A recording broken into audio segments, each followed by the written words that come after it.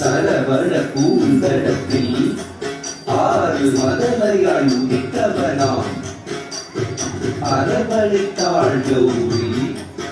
அவன் அருமுகனாய் சிரித்தான்.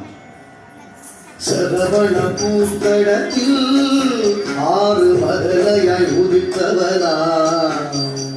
சரவண பூந்தடத்தில் ஆறு மதலையாய் உதித்தவனா.